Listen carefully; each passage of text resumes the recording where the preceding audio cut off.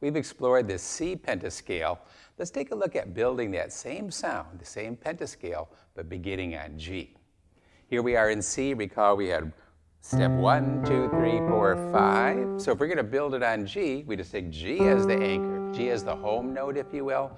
Step 1, 2, 3, 4, 5. If we can play it here, we can play it here. In fact, we could play it all around the keyboard. But let's focus in on 3 positions of this G pentascale. Because to learn our notes on the staff, we have this new note here, this low G. That's the bottom line on the staff. So if we build up from that, we have our line, space, line, which takes us through our G pentascale. We could lift the hand and move it to the next higher G, and we get scale step again. 1, 2, 3, 4, 5, and then here 1, 2, 3, 4, 5. And we've really looked across the whole span of the grand staff at this point. Well, this means we can play a melody. Well, we play here, we could play here, and we could play here. So let's explore a little bit of patterning. Our warm-ups give us some patterns. We have a stepping up and down. And then what? So here's a stepping up, skip, stepping up, skip, built on step 1, and then on step 2. Conceivably, we could keep going. And composers indeed take this sort of a pattern and repeat. But repeated too many times is boring, so it's often twice, and then we move on. Remember the important pattern, root, third, and fifth. In other words, we have a chord under our hand, don't we? So anchoring in that root, third, fifth of the chord will be important. And our warm-up takes us up and down and ends with that root, third, fifth, and then the chord.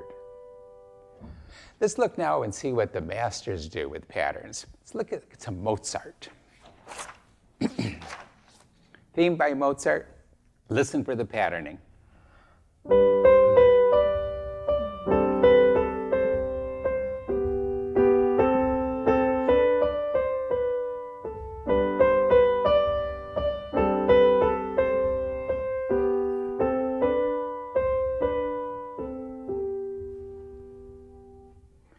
We hear the short pattern, and then what? Same pattern, but instead of building on step 3 here where he began, we build now on step 2. What comes next? Well, probably step 1, right? So we have a overall stepping down, 3, 2, 1. So even this next line, step 1, step 2, and 3, and back to 2. So we have a short phrase, imitated, a step lower, another short phrase, and then a long phrase. That's a common construction, short, short, long.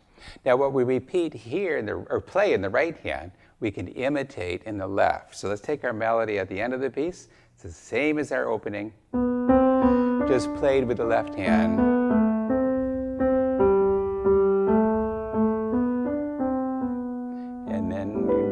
Melody again.